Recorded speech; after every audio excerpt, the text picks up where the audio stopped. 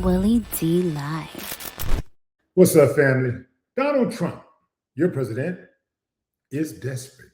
Yeah, fam, he's out on the campaign trail trying to scrape up some votes.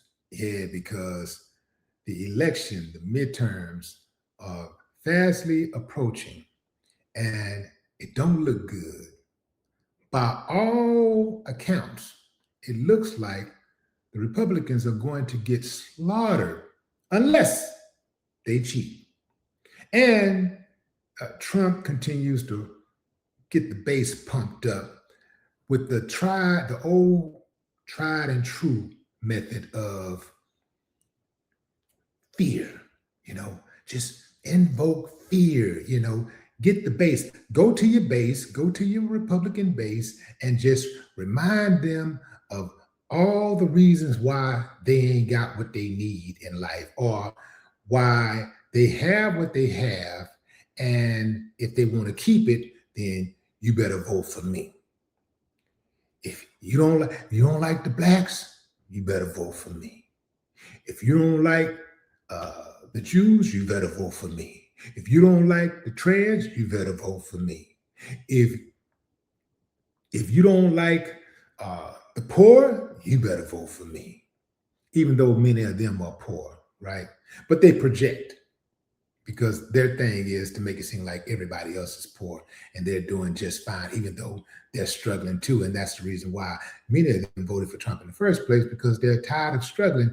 They thought a billionaire was going to somehow rescue them from poverty. Amazing, absolutely amazing. And for those who was not already in poverty, they thought the billionaire would help them keep the doors open to their business. Didn't work out like that. Yeah, fam, they're struggling, boy. They are on hard times. So they're mad. And so Trump's job is to go back and rely on a tried and true method. And that is to invoke fear.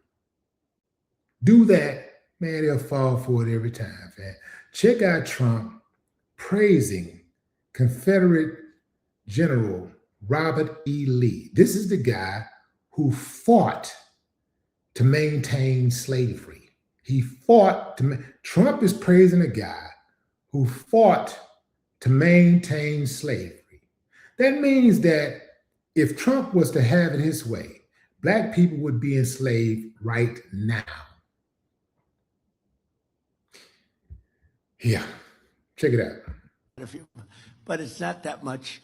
And so we made it 1776. It's just special. I mean, the whole place, it's a special country. But when you look at some of the movies and documentaries about the founding of our country and all of the great people, George Washington, Abraham Lincoln, Thomas Jefferson, Lincoln later, but Thomas Jefferson, all of the original founders, and some of the ones that are least known are actually the most important and the most interesting, actually. But when you look at all, then you have the Civil War. The Civil War was brutal. It was a brutal. I always said, why couldn't that have been settled? And maybe it could have been, but it was a brutal war. It was supposed to last one day, and because Robert E. Lee was an amazing general.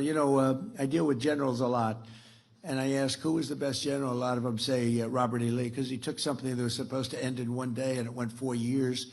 And with the exception of Gettysburg, that was not good. That was not a good one. It was not a good day for him, but if that didn't happen, he would have actually won. They were going for New York, and they heard they were going up a hill, Harvey, just going up a hill. Robert E. Lee heard that. Stonewall Jackson was killed as great general, and so he didn't have him. He had another general.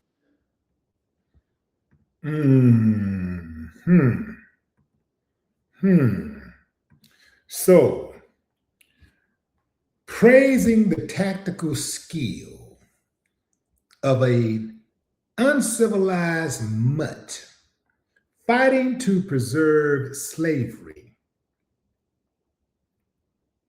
somehow shows brilliant skills. It shows his brilliance.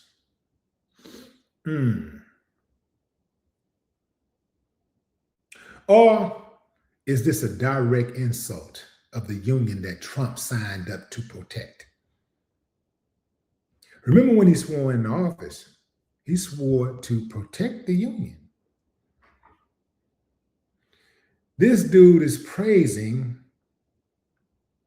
a guy who wanted to preserve slavery. He's not distancing himself. He's attaching himself. He mentioned Washington and Jackson and Jefferson and the others. To use one of his phrases, all of these bastards were human garbage. That's right, I said it. Human garbage. I know you. I know you. Anybody out there listening to me right now, if you love any of these bastards, if you appreciate any of them, you an uncivilized mutt too. How you gonna praise somebody who praise somebody who wants to preserve slavery or who preserved slavery? This is why we continue to have the issues that we have, fam, because these uncivilized mutts, their tainted bloodline continue to be elected into office and push legislation to try to push the people backwards. They're so dumb that they don't even understand that when Black people win, America wins. When anybody who lives in America wins, America wins. When Black people, Asians, Hispanics, whites are doing well financially, it's an overall reflection of the country doing well financially. When Black people, white people, Hispanics, Asians are joyful, that is a reflection of a joyful country. If my neighbor is hurting, then I better get my ass over there and see what's going on, because I could be next. And at the very least, I should have some empathy. But we live in a country where we don't love our neighbors and we don't love our neighbors' children, and vice versa.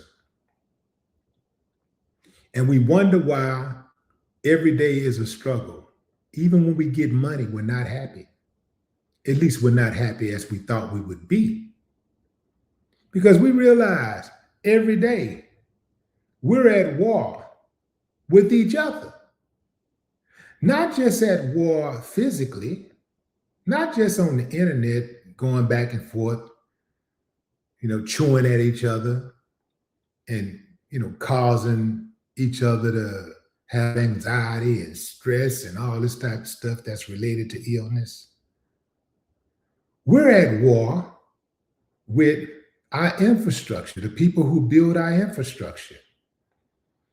They're oftentimes lazy, incompetent people who don't give a damn about the safety of the people who they are supposed to be protecting. Right here in Houston, every damn time a hurricane comes, a flood, or something happens, it sets the city back oftentimes for weeks. They never have a damn plan in place. People die. They never have a plan in place. Never. These uncivilized mutts never have a plan in place. You would think that with all of this new technology that we have, that they would have built something that could last 1,000 years. They ain't got something that could last a few months. Soon as any type of adverse weather conditions hit the city, it's gridlocked. Just like that. We're at war with our educators. Many of the educators are unqualified because they're running the good ones off. They won't pay them. and they're subjecting them to students who are uncivilized oftentimes. The parents, we're at war with the school resource officers. We're at war with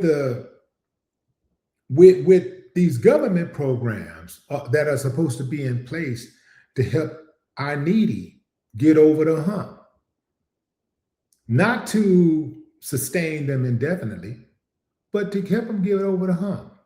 Got to get in a long, long, long line. The line won't be so. By the time you get to the front of the line, you're dead. We're at war with the traffic control system.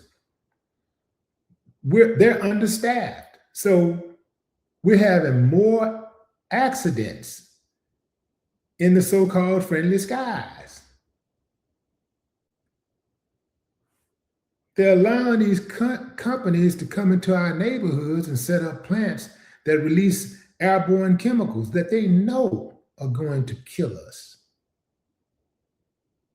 And you know I talk about it all the time. We're at war with the food and beverage industries who have been green lighted to put carcinogens in our food and water supply. Carcinogens and other harmful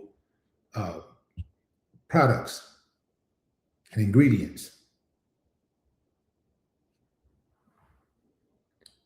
Everywhere you look, fam, everywhere you look, it's a war, it's a tussle. Everywhere you look.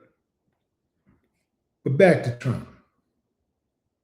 It's because of him, other members of Congress, remember now, a great deal of them owned slaves. That's why they didn't want to get rid of it. These lazy bastards, you know, who had the audacity to call black folks lazy after black folks did all of the damn work, built the country while they sat on their asses and did some and pointed directions. These are the people who are responsible for all of the division in the country. The division didn't start with Barack Obama. It may have went to another level with Barack Obama, but Barack Obama himself didn't cause it. The catalyst were those uncivilized racist mutts who just could not fathom the idea of a black man being the commander-in-chief. Now, all of these years, white men have been destroying the country and been responsible for the crime. Mostly in this country, white folks run it. Every industry you can think of, white folks run it. So if white folks run it and they get all of the praise for having the control and being at the top, they should get all of the criticism that come with that also. But they like to say, okay, well, that's not our fault. We're at the top and we're in control, but anything go bad is not our fault. It's the bad people's fault.